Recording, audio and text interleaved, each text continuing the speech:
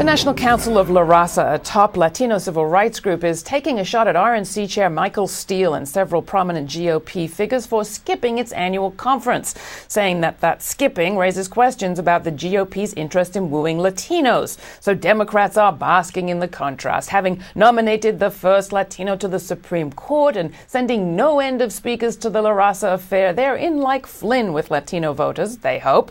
But things are not so simple. The day after the La Raza conference, there was another gathering in New York with a lot of Latinos outside. That was to protest at the Council on Foreign Relations, where Obama's Homeland Security Secretary Napolitano was talking up the administration's anti-terror policy.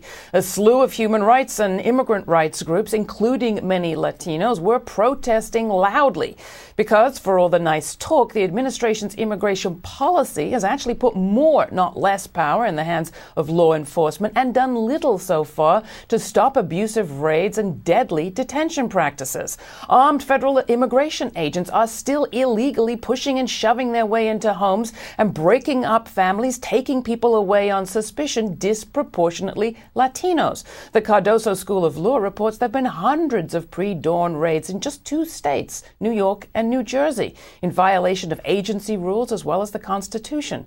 And that's not just happening under Big Bad Bush and the crackers down. It's happening under Napolitano and Obama.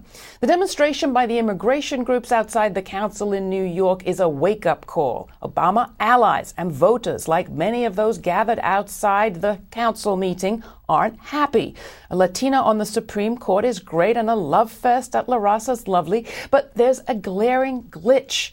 Just as in the Democrats' response to the arrest of Harvard professor Skip Gates, a beer in the White House is nice, but policy change is better. There's still a problem of inequality and discrimination in this country, and it's not just solvable by improving our personal relations. At the end of the day, policy, like policy about policing or immigration, is where the action needs to be.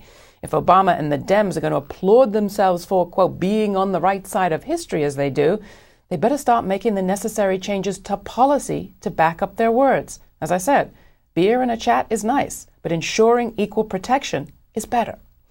That's all we have time for today. You'll find everything you've seen on this show at our website, GRITtv.org. There's a place to comment on every story. While you're there, join our mailing list so we can let you know what's coming up.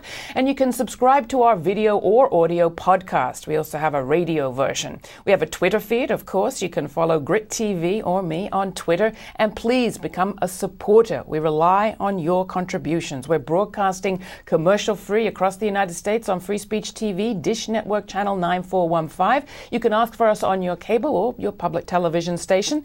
And don't forget to turn your friends onto our program. Thanks.